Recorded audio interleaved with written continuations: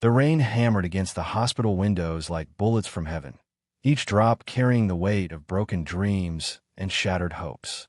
Inside room 314, Margaret Whitmore stared at the ceiling with eyes that had long since stopped believing in miracles. At 28, she possessed everything money could buy: a sprawling mansion in Beverly Hills, a fleet of luxury cars she could no longer drive, and a bank account that could feed a small country. Yet none of it mattered now, not since the accident that had stolen her legs and, with them, her will to live. The door creaked open, interrupting her spiral of self-pity. She expected another parade of overpaid specialists with their empty promises and patronizing smiles. But instead, a man in worn jeans and a faded hospital maintenance uniform stepped inside. His calloused hands gripped a mop bucket, and his weathered face told the story of someone who had fought battles that money couldn't solve. This was David Martinez, a single father of two who worked 3 jobs just to keep his family afloat, including night shifts cleaning the very hospital where Margaret wallowed in her gilded prison.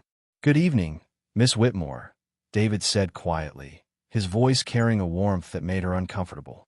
She had grown accustomed to the cold efficiency of her medical team, the calculated compassion of her therapists. This man's genuine kindness felt foreign, almost insulting. Margaret's response was swift and cruel, her words designed to cut deep and establish the social hierarchy she desperately needed to maintain. "I don't want some janitor tracking dirt through my room. Can't you people understand that I pay more for this suite in a week than you make in a year?" David paused, his dark eyes meeting hers with a steadiness that made her shift uncomfortably in her bed. He had heard worse from people who had far less reason to be bitter, but something about this broken woman stirred a compassion in him that he couldn't quite explain. "I understand you're going through something difficult," he replied, continuing to clean around her bed with practiced efficiency. "But being cruel to others won't heal what's broken inside you, miss. Trust me on that." The audacity of this minimum-wage worker offering her life advice sent Margaret into a rage that surprised even herself. Her voice rose to a pitch that could shatter glass, calling for nurses, demanding his immediate termination, threatening lawsuits that could destroy his livelihood. But David remained calm, finishing his work while she screamed, his presence somehow both infuriating and oddly comforting. As he prepared to leave, he turned back with words that would haunt her for weeks to come. "I've seen people walk again after everyone said it was impossible," he said, his voice steady as granite. "Not just physically, but spiritually. The real paralysis isn't in your legs, Miss Whitmore. It's in your heart, and that's something I could teach you to heal, if you'd let me." Margaret's laughter was sharp and bitter, echoing off the sterile walls like breaking glass. "You? Teach me to walk? You're nothing but a janitor who probably never finished high school. What could you possibly know about medicine, about rehabilitation, about anything that matters? Get out of my room before I have security throw you out." Her words dripped with venom, each syllable carefully chosen to wound and humiliate this man who dared to offer hope where her $1 million medical team had offered only expensive despair. David nodded slowly, unsurprised by her reaction, but saddened by the depth of pain he saw behind her cruelty. He had met people like her before, not necessarily wealthy, but broken in ways that money couldn't fix, lashing out at anyone who dared to suggest that healing was possible. As he wheeled his car toward the door, he left her with a final thought that would plant seeds in the darkness of her despair. Sometimes the greatest teachers are the ones who've learned to walk through their own storms. Miss Whitmore, when you're ready to learn, I'll be around. The door closed behind him with a soft click, leaving Margaret alone with her anger and something else she couldn't quite identify, a tiny crack in the wall of bitterness she had built around her heart. Outside, the rain continued to fall, but something in the rhythm had changed, as if the storm itself was holding its breath, waiting to see what would grow from the seeds of hope that had just been planted in the most unlikely soil. 3 weeks passed like a slow-motion nightmare, each day blending into the next in an endless cycle of physical therapy sessions that went nowhere and specialist consultations that offered nothing but expensive hope wrapped in medical jargon. Margaret's legs remained as lifeless as fallen branches, unresponsive to the army of therapists who moved them through mechanical exercises while she stared at the ceiling, counting the tiles and calculating the astronomical cost of her medical futility. The insurance company had already begun making noises about transitioning her to a long-term care facility, a polite way of saying they were tired of funding her expensive descent into despair. During those lonely nights when sleep refused to come, she found herself thinking about the janitor's words despite herself. The audacity of his claim haunted her, not because she believed him, but because something in his voice had carried a conviction that her million-dollar medical team lacked. While Dr. Pemberton spoke in percentages and probabilities, always hedging his bets with carefully crafted disclaimers, David Martinez had spoken with the absolute certainty of someone who had witnessed miracles firsthand. It infuriated her that this man, this nobody with his mop and bucket, had managed to plant a seed of curiosity in her mind when Harvard-trained physicians had only offered statistics. The hospital's night shift brought a different energy, quieter and more intimate than the bustling chaos of daytime. It was during these hours that Margaret began to notice David's routine, not because she cared about his work, but because his presence had become a strange constant in her unpredictable world. He moved through the corridors with a purpose that spoke of someone carrying burdens far heavier than his cleaning supplies. Through conversation she pretended not to overhear, she learned fragments of his story. A man whose wife had died of cancer 3 years ago, leaving him to raise 8-year-old Sophia and 12-year-old Miguel alone, while working multiple jobs to keep them housed and fed. One particularly difficult evening, after another failed therapy session had left her screaming at her physical therapist until the woman fled in tears, Margaret found herself alone with her rage when David appeared in her doorway. He didn't speak immediately, instead beginning his nightly cleaning ritual while she glared at him with undisguised hostility. The silence stretched between them like a taut wire, loaded with her resentment and his inexplicable patience. Finally, unable to contain her frustration any longer, she lashed out with words designed to cut him down to size. "Still planning to teach me to walk, janitor?" she sneered, her voice dripping with sarcasm. "Or have you finally realized that some problems can't be solved with a mop and good intentions? My doctors went to the finest medical schools in the world. They've published papers, won awards, revolutionized treatments. What makes you think you know something they don't?" Her words hung in the air like poison, but David continued his work without flinching, his movements steady and deliberate, as if her cruelty was merely background noise he had learned to filter out. When he finally looked up, his eyes held something she hadn't expected, not anger or hurt, but a deep sadness that seemed to encompass more than just her situation. "Your doctors see a medical condition," he said quietly, wringing out his mop with hands that bore the calluses of honest work. "They see damaged nerves and severed connections, probability charts, and statistical outcomes. But I see a woman who's forgotten how to hope, how to fight, how to believe that tomorrow might be different from today. That's not something they teach in medical school, Miss Whitmore. That's something you learn in the trenches of real life." His words hit her like a physical blow, not because they were harsh, but because they carried a truth she wasn't ready to face. Margaret had spent weeks hiding behind her medical diagnosis, using it as armor against the world and as an excuse to surrender without really trying. The idea that her paralysis might be as much emotional as physical was a possibility she had refused to consider, too terrifying in its implications and too hopeful in its potential solutions. But here was this man, this custodian who probably earned less in a month than she spent on a single pair of shoes, suggesting that her real prison wasn't her wheelchair but her own despair. "You don't know anything about me," she whispered, but the venom had gone out of her voice, replaced by something that sounded almost like vulnerability. David finished cleaning around her bed and moved toward the door, but his parting words followed her into another sleepless night, echoing in the darkness long after his footsteps had faded down the corridor.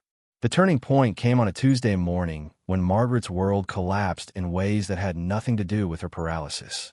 Her lawyer, Richard Blackstone, arrived with a manila folder thick with documents and an expression that telegraphed disaster before he even opened his mouth.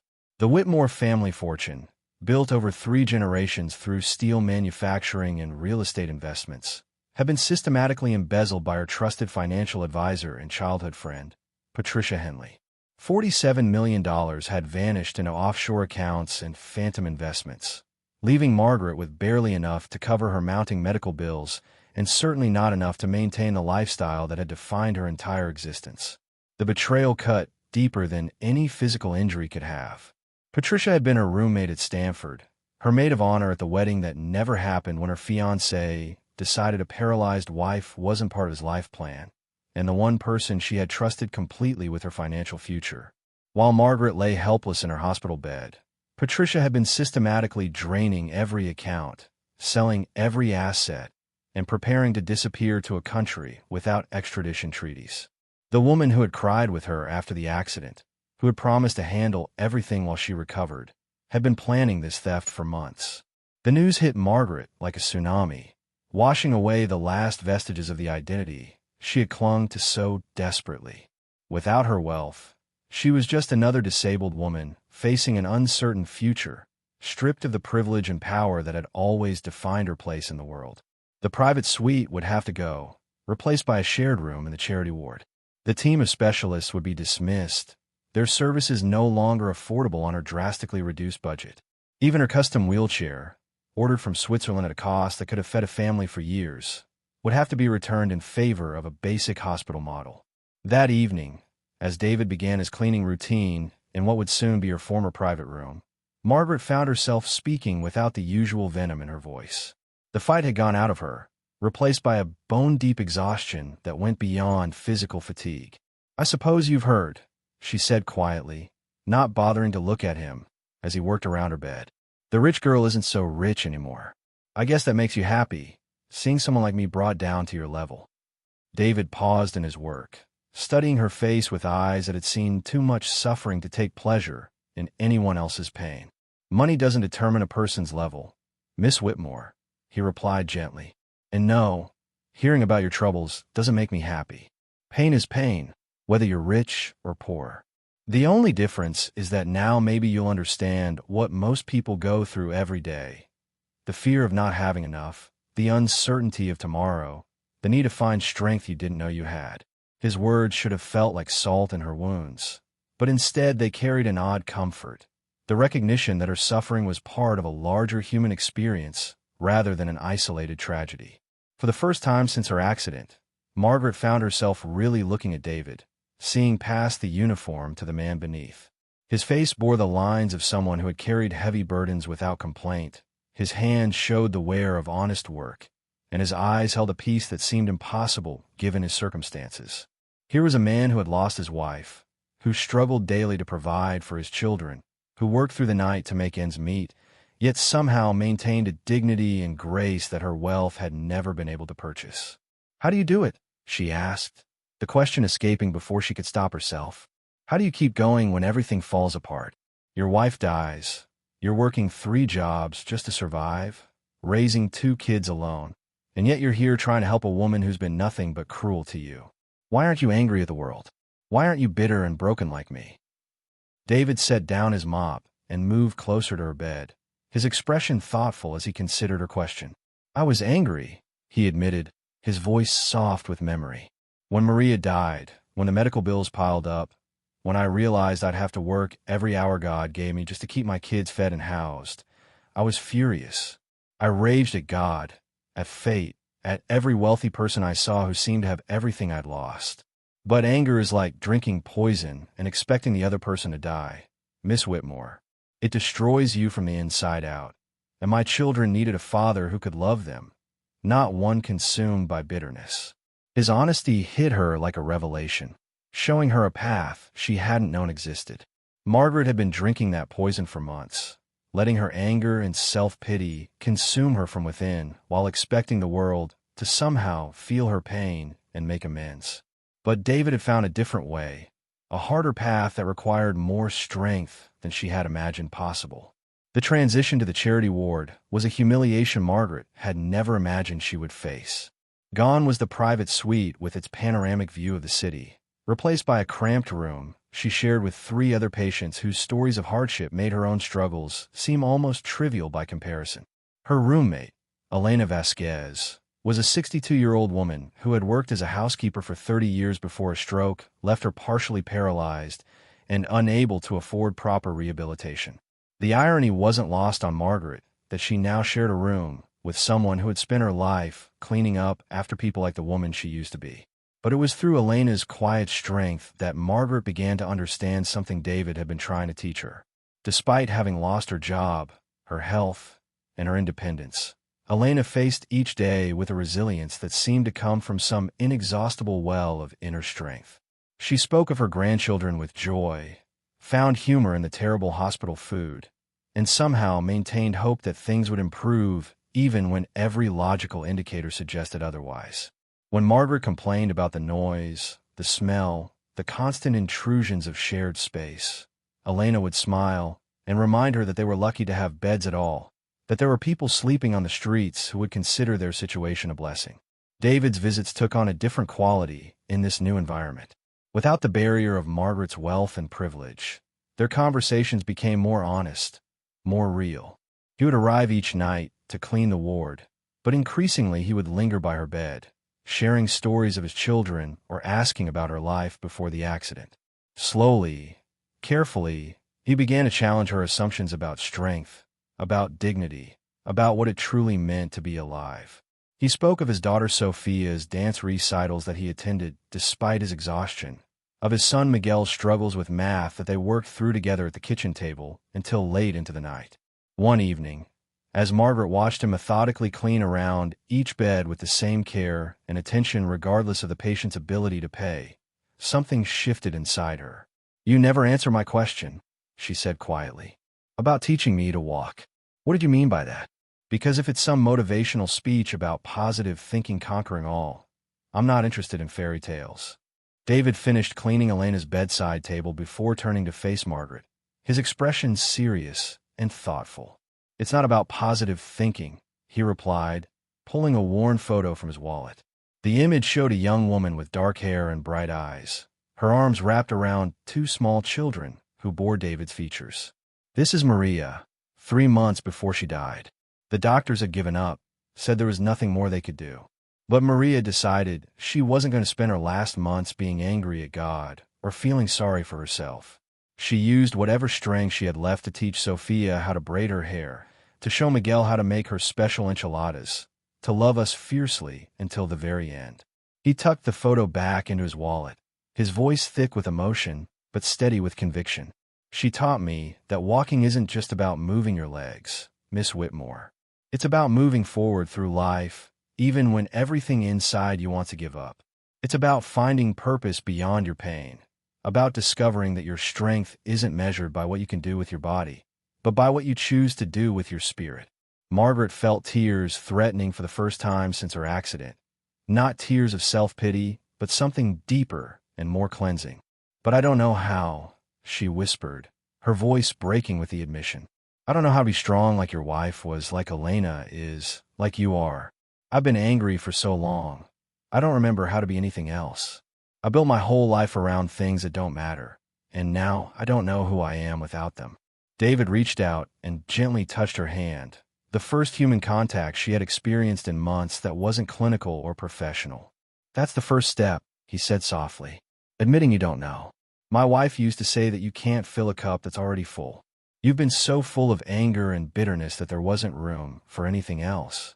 But now, maybe there's space for something better to grow." The metaphor resonated with her in ways she couldn't fully understand, but for the first time since her accident, Margaret felt something stirring inside her that wasn't rage or despair. It was small and fragile, barely more than a whisper of possibility, but it was there. As David continued his work, and she watched him treat each patient with the same quiet dignity, she began to wonder if maybe, just maybe, she was ready to learn what he had been trying to teach her all along. The first lesson came disguised as a simple request. David arrived one evening carrying a small potted plant, its leaves wilted and brown around the edges, clearly on the verge of death. He set it on Margaret's bedside table without explanation, then began his usual cleaning routine while she stared at the pathetic specimen with confusion and growing irritation. "What is that supposed to be?" she demanded, gesturing at the dying plant. "Some kind of metaphor? Are you trying to show me what I look like to you?" David paused in his mopping, a slight smile playing at the corners of his mouth. "It's a peace lily," he replied simply. "Found it in the dumpster behind the hospital. Someone threw it away because they thought it was dead.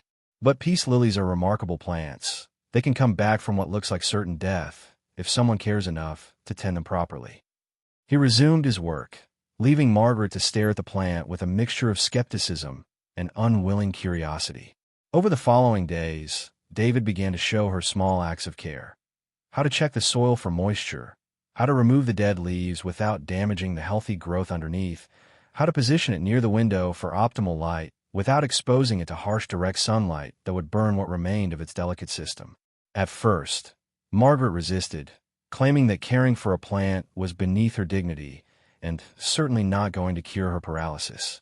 But slowly, almost against her will, she found herself checking on the lily throughout the day, noticing small changes that seemed impossible given its initial condition. The plant became a focal point for deeper conversations about recovery, about patience, about the difference between surviving and thriving. David would arrive each evening and ask about the lily's progress, using her observations as launching points for discussions about healing that went far beyond horticulture. "You see how the new growth is coming from a base?" he would ask, pointing to tiny green shoots emerging from what had appeared to be dead roots. "That's because the plant didn't waste energy trying to save what was already gone. It focused on creating something new." Margaret began to understand that she had been clinging to the dead leaves of her former life, her wealth, her status, her physical abilities, while ignoring the possibility that something new might be growing from the foundation that remained intact. The metaphor was almost annoyingly obvious, but its truth was undeniable. As the lily slowly transformed from a dying cast-off to a vibrant, blooming plant, Margaret found herself transformed as well, not physically, but in ways that ran deeper than her paralyzed legs. The real breakthrough came on a Thursday evening when Elena suffered another stroke. Margaret watched in helpless horror as her roommate was rushed away by medical teams, leaving behind only a few personal belongings and the sudden, stark realization of how fragile and precious life truly was. Elena had become more than a roommate. She had become a friend, a teacher, a living example of grace under impossible circumstances. The thought that she might not return, that Margaret might never again hear her gentle laughter or wise observations about finding joy in small moments, was unbearable. When David arrived that evening, he found Margaret crying for the first time since her accident. Not tears of self-pity or rage, but genuine grief for another person's suffering. "She was teaching me," Margaret whispered through her tears. "Elena was showing me how to be grateful, how to find happiness even when everything is falling apart. And now she might die, and I never told her how much she meant to me. I was so focused on my own problems that I missed the gift she was giving me every single day." David sat down beside her bed, his own eyes moist with understanding. "Elena knew," he said gently. "People like her, they don't teach for recognition or gratitude. They teach because that's who they are, because sharing their strength is how they make sense of their own struggles. You learn from her, and that learning honors her, even if you never had the chance to say the words." The conversation that followed was different from all their previous exchanges. For the first time, Margaret spoke not about her own pain, but about her desire to become someone worthy of Elena's friendship, someone who could carry forward the lessons she had received. She talked about the lily, about how watching it recover had shown her that healing wasn't about returning to what you were before, but about growing into something new and perhaps even stronger. David listened with the patience of someone who understood that real transformation couldn't be rushed, that it happened in its own time and in its own way. Elena returned a week later, her speech slurred and her left side weaker than before, but her spirit undiminished by the fresh assault on her aging body. Margaret found herself transformed in ways that surprised everyone, including herself. Where once she would have retreated into self-centered despair, she now spent her days helping Elena with tasks that her weakened hands could no longer manage, reading to her when her vision blurred, and listening to stories about her grandchildren with genuine interest and affection. The peace lily on her bedside table had bloomed into magnificent white flowers, a daily reminder of the impossible transformations that could occur when someone refused to give up. David watched this evolution with quiet satisfaction, recognizing that Margaret was finally learning the most important lesson of all, that healing came not from focusing inward on your own pain, but from reaching outward to touch other lives with compassion and purpose. But he also knew that her education was far from complete, that the hardest test was yet to come. That test arrived in the form of Dr. Patricia Henley's arrest, splashed across every newspaper and television screen as the woman who had stolen Margaret's fortune was finally brought to justice. The media frenzy that followed was brutal and unforgiving.